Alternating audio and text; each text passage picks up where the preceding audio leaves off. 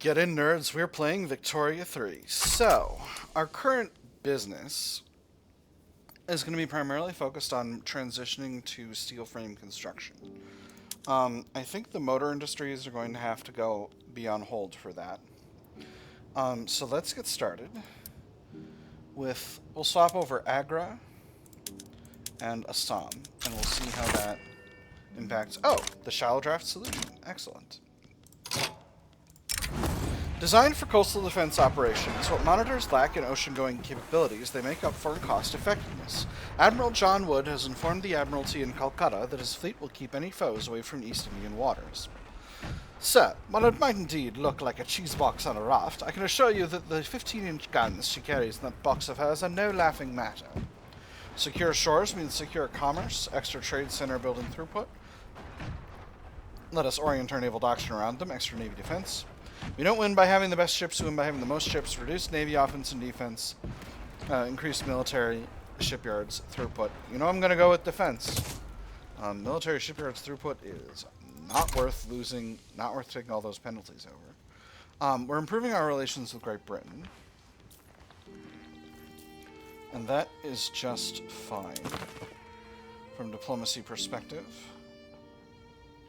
We're relatively independent from them. Okay, so the line item about them having annexed another country is gone now. We are getting extra radicals, which I don't love, but it is what it is. So, I still need more convoys. Is there anywhere else I can increase convoys? Oh, I can build a few more in West Bengal. Alright, so we'll build those. So, we've swapped some of our construction sectors over to steel frame. So let's see what that's done to the market. It's primarily created a huge market for glass. The market for porcelain is still pretty underwhelming. So I think what we'll do is we'll grab our glassworks and we'll dial them back to ceramics, and that's not making them more productive? That's bananas. Well, anyway. Curious. So, where do we want to build up? Let's build up Delhi. Delhi could for sure use... You've definitely got a lot of infrastructure, and you've got plenty of unemployment. Alright, so we're going to build 9 levels of glassworks in Delhi. And where's the price of steel with all this? Price of steel is pretty alright. It's holding nice and strong. Steel mills in Bombay are still productive. They are. They're becoming more productive. They're starting to hire more. Alright, so we have a lot of capability to flex with steel. So, let's go ahead and throw those glassworks on top of the queue here. We'll still build up the ports. And we'll finish out the motor industries we've been working on.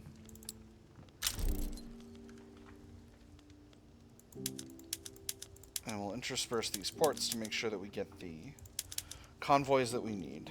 John Templeton has gone into exile. What's the big deal about Templeton? Picture what it's like to get head on top of a pile of Benjamins. It's like that. Uh-oh. Okay, nope. That's not the game crashing. Mr. Templeton, are you available? Templeton! Templeton! Ah, here we go. John Templeton, an authoritarian aligned with the civil servants. That's interesting. That screen seemed like it wanted to crash my game real bad. Interesting. Maybe I'll leave that screen be for now. It's like when Great Britain has a war with France that lasts so long it causes a memory leak. Delicious leak. Hey, we're in consideration. Wonderful. So, once we've built, I think, about 5 levels of glassworks, we'll do another conversion over to steel frame, and we'll see how that goes. I don't want to get too up into everything right now. I've eaten through most of my reserve at this point. I'm getting some losses from nationally owned buildings, but not much. Government dividends are a really big part of my situation here, and I'm pretty happy with that overall amount. Coal is also pretty expensive. How's our ability to flex on coal? Central provinces have a lot of coal available. They don't have a lot of infrastructure available, though, so we'll need to add railways if we want to improve that. West Bengal has an unbelievable amount of coal in the ground, so that's an area I can definitely expand. Same with Bihar. All right. So we got plenty of ability to produce more coal than we're currently producing. I should normalize production methods. Only Agra is different. Oh, right. All right, cool. So Gujarat and Bombay are both solid.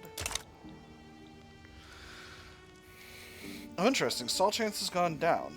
That's good. I'm very pleased with that. The Zamindars are relevant again, but very weak. How much is their clout being reduced right now from the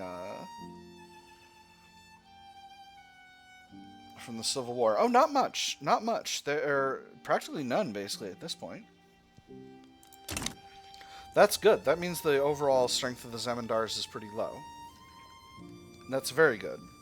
Zamindars generally are not great people to have be powerful. Law debate failed. That puts us down to 11% success chance. But again, stall chance is going down. We've got a pretty high advance chance at this point, so I'm feeling reasonably confident in our ability to get forward going. Anyway, if we take a setback, it's not the end of the world. We should reset to a very reasonable... Yeah, 31% it looks like. Revolution Indonesia. Annexed subject in Central America. Britain, who are you annexing?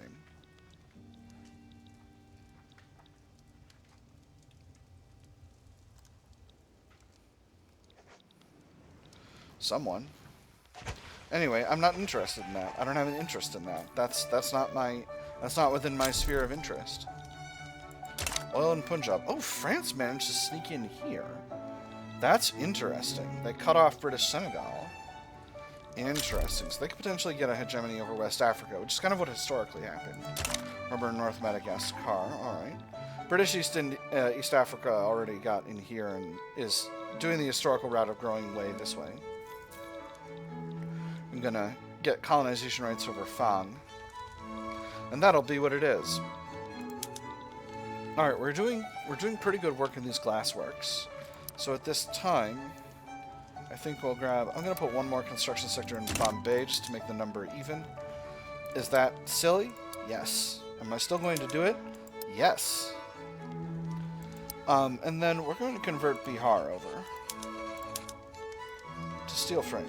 Agra seems to be having a hard time hiring, which is curious. You're government funded. You should be able to hire unless nobody wants to work anymore.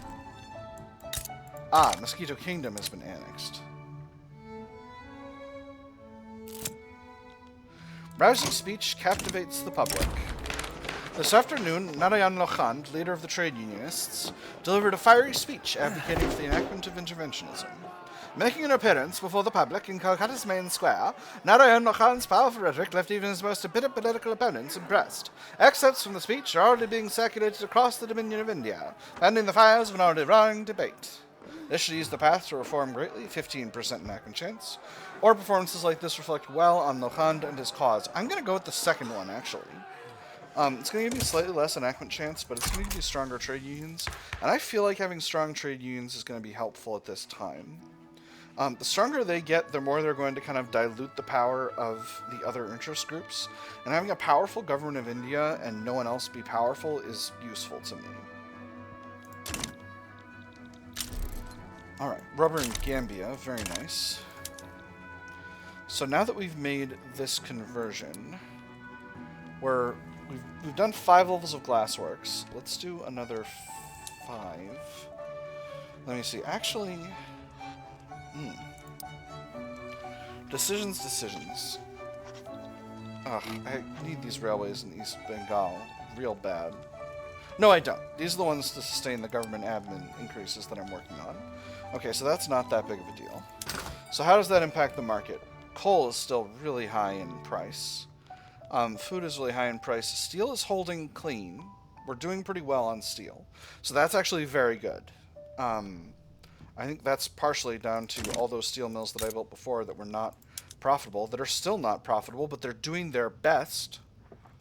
They're doing their best. Alright, I think we might need to take a quick break to build up some, like, coal resources. Where was it Carnatic that had unexploited coal? I thought it was the central provinces. But apparently not. Hold on, let me get there from the buildings interface. It is the central provinces. Oh, but it's the central provinces in Nagpur. Well, that's fine. How much infrastructure you got? You got 14. I'm going to need to build a railway there. That's just fine. I'll just build one. I don't want to take too long with this. So we'll throw all these in at the top. Except I'll throw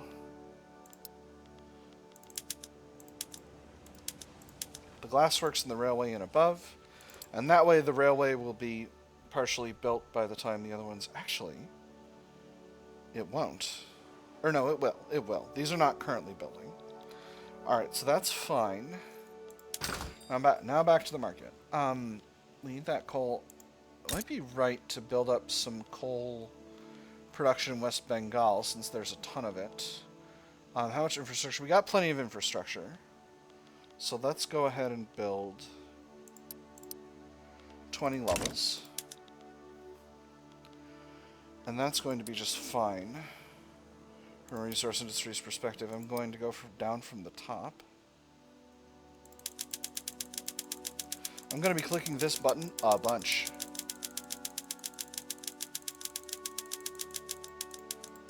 There we go. A war. That's fun. I love wars. What is this? This is peasant revolt in Hyderabad. That does... Things always seem to be going down bad in Hyderabad. Hyderabad, I'm not loving you're not really putting the effort into keeping order there. I might need to annex you. But we'll see. We'll see how that goes. Again, I think the government of Hyderabad can handle themselves. The first Hyderabadi Peasant Revolt Army seems to have no units. Okay, 2 battalions. They're mobilized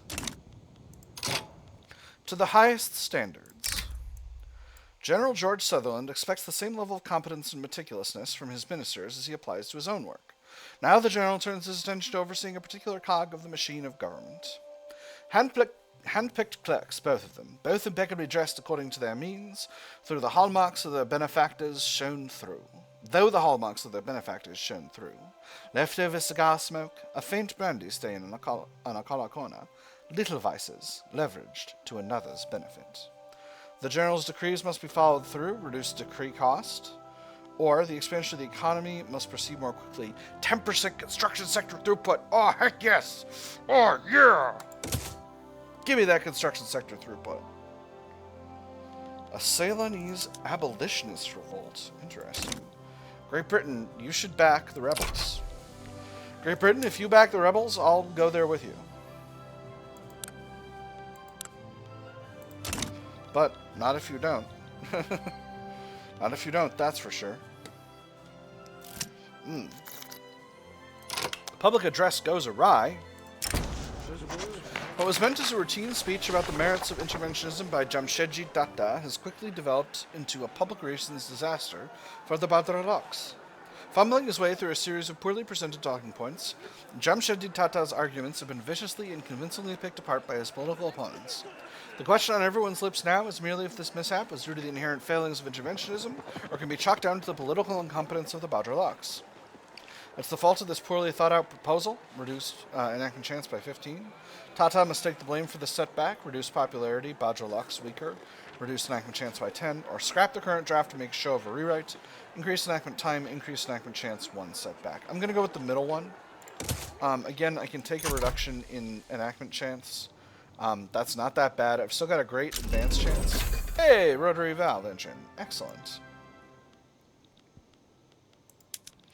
So there's the glassworks. Now, you might be asking, why am I building up all these coal mines if the thing I need is steel and glass? And the answer is because part of the reason these steel industries are unprofitable is because coal is so expensive in the market. Great Britain is trying to get its labor-saving production methods going, and she's using a lot of coal as a result, and that's part of why this coal demand is so high. So that's really what's going on here. Jaisalmer, what is going on with you? You can't get your railway running because you don't have any wood or coal. It's a bad situation, I gotta say.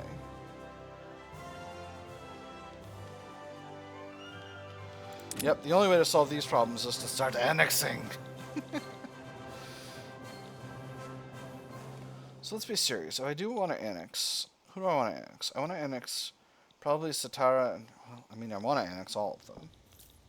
I want to be an annexing mad lad, but I can't go too far off with that. I think it was really down bad.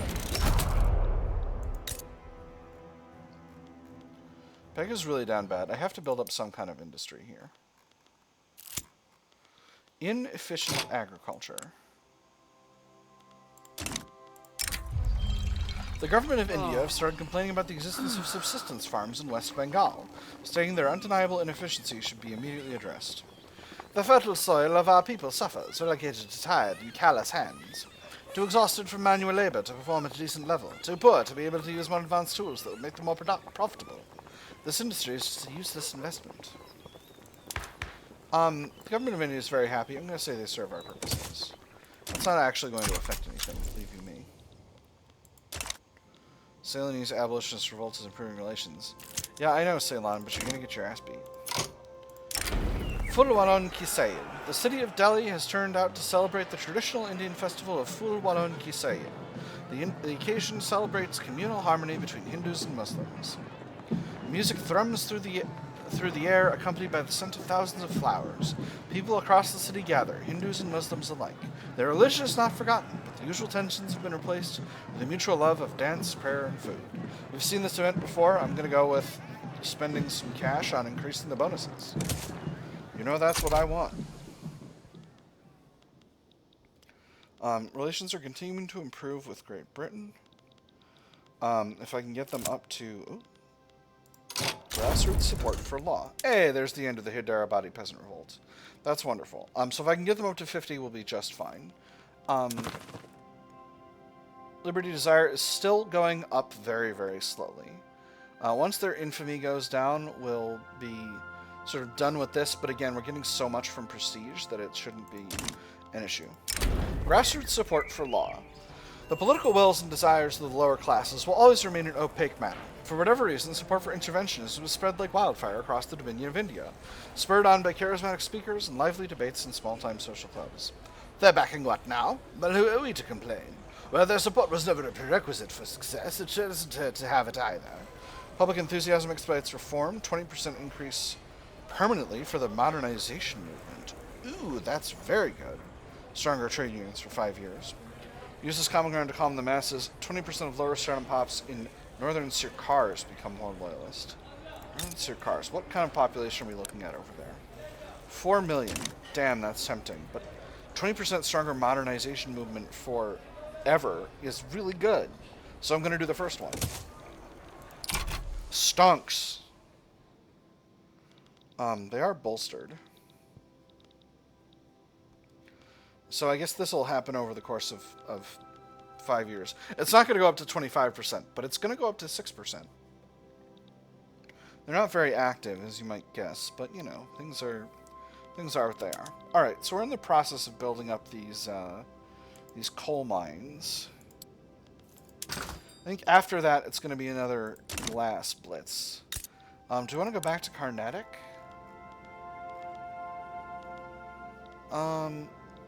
Let's put them in Delhi. We already built a bunch in Delhi, so we'll keep building in Delhi. Assuming infrastructure is good. Infrastructure is good. Alright. And that's going to be at the end of these coal mines.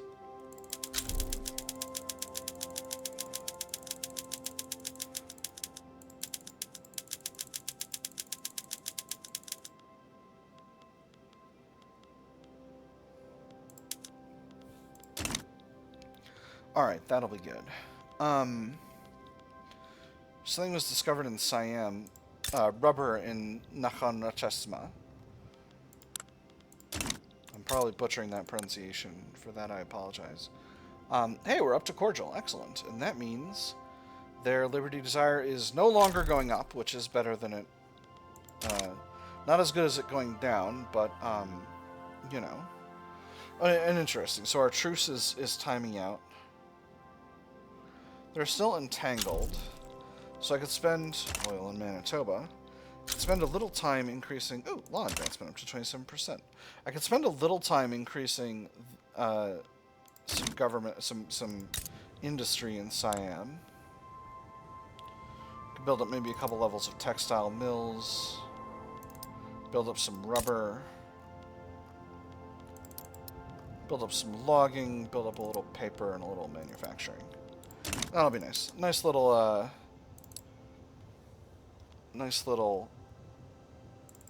industrial expansion package for the subject state. Just to make things go real nice. I'm going to finish out the coal mines that I'm already in the process of building. Put these logging camps up here as well, just to get them done. And then we'll do a nice little increase in Siam, and that'll be just fine.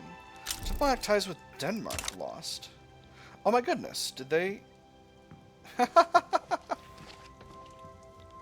That's funny. Danish Radical Revolt. Build a freaking railway. Quick. You bastards, build a railway.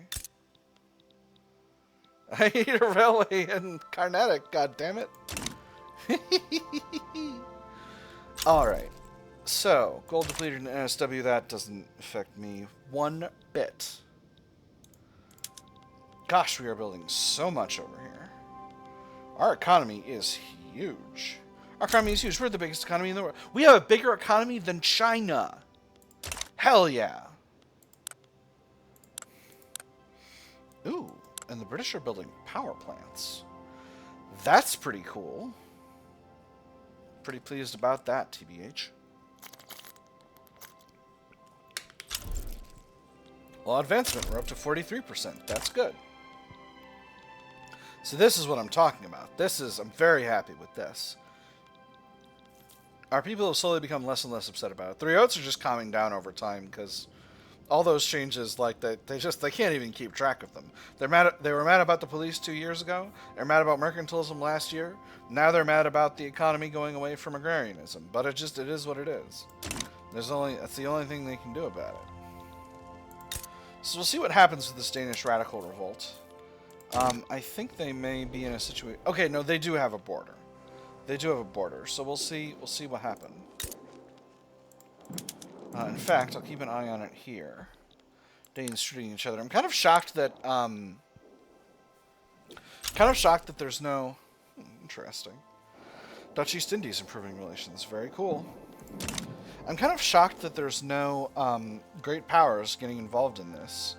Particularly Sweden. Sweden almost always gets involved in Danish affairs.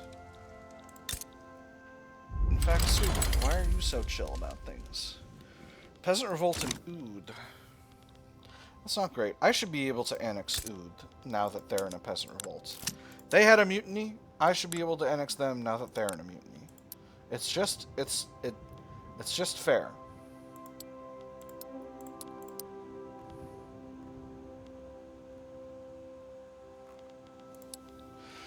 Anyway, dangerous equipment. The furniture manufacturers of East India and Gujarat have seen an increase in workplace injuries due to increased mechanization and poor safety regulations. Accidents have always happened. But I felt like I used to have time to react. Not this time. I grabbed his arm to pull him out of the way, and I barely got hold of his wrist before the arm was all I held on to. Slowed down production while the staff adjusts to the new machinery. Reduce manufacturing industry's throughput. Government of India upset. Or we can't put the brakes on progress. Angrier trade unions. I'm going to go with the second one. Malthusianism, ahoy. A foreign manifesto. The recently translated works of Noam Sinhaseni have become popular within the peasant movement. 13% strength, 5% activism. The relationship has developed to the point of Nuam and Sinhaseni openly endorsing the movement. And for no large class, there is no other road, especially for nations so eminently practical as the East Indian. The great thing is to get the working class to move as a class. That once obtained, they will soon find the right direction, and all who resist will be left out in the cold with small sects of their own. Our struggle is an international one, increased pop attraction for the peasant movement, where this foreign interference ought to be punished. Significantly reduced pop attraction for the peasant movement, but increased activism. I'm going to go with the second one. That'll be fine. Reduced attraction here means increased attraction for the utilitarian and modernization movements, which are things that I like.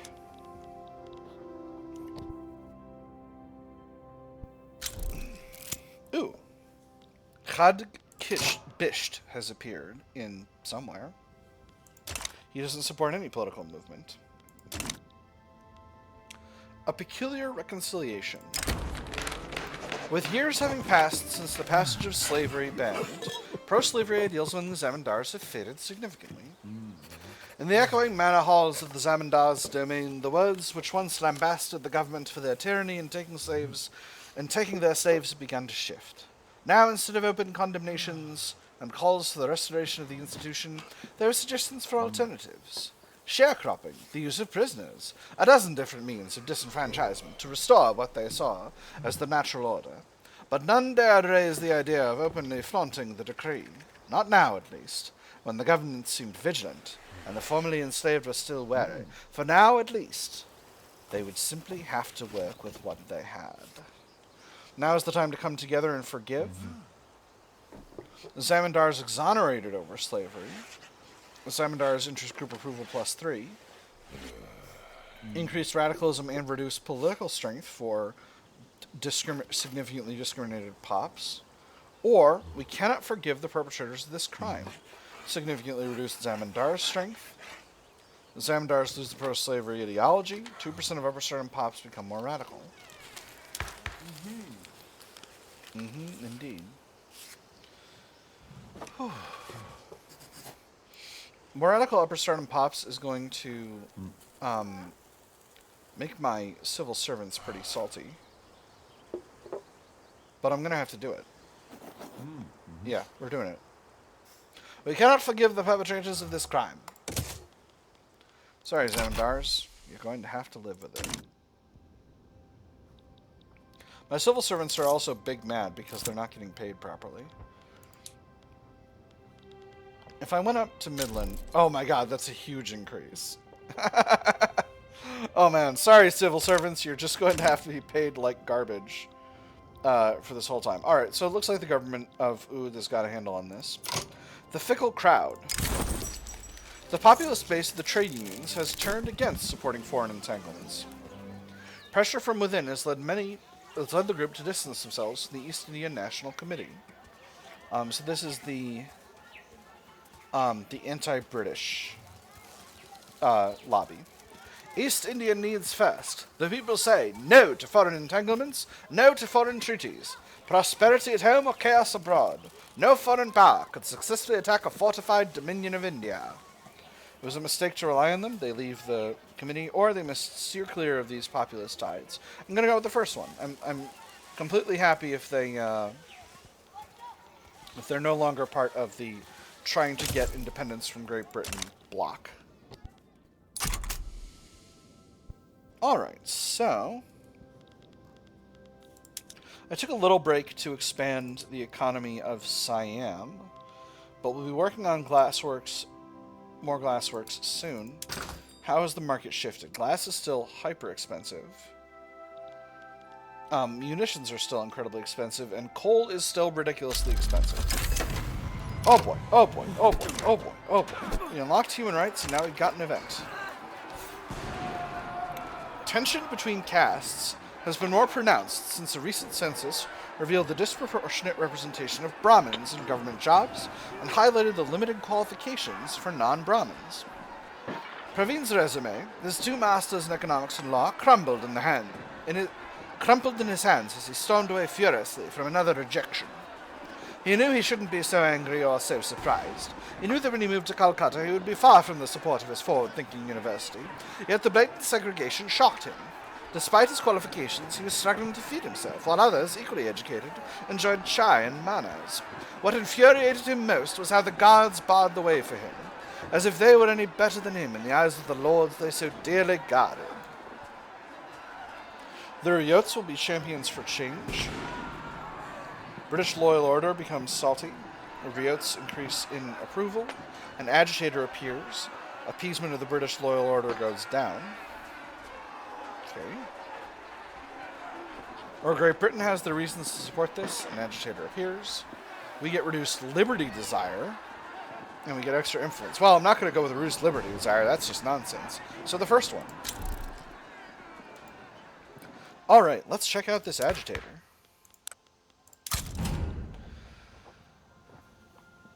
Shanmukham Krishnamachari. He's associated with the Riots. He's a social democrat. He's of the Tamil culture. He's direct, brave, and erudite. And that means... So what movement are you in? Supports the peasant movement. Alright. And is the peasant movement going to get rid of the caste system? Oh, he's not. It's not. Cool. Neat. That's great. I love that. Alright, so we're still banging away at... Oh, the Dravidian movement. Well, we'll take a look at that in a second. But that's all the time we've got for this episode. My nerds, I've had fun. I hope you all have had fun. And I will see you on the other side.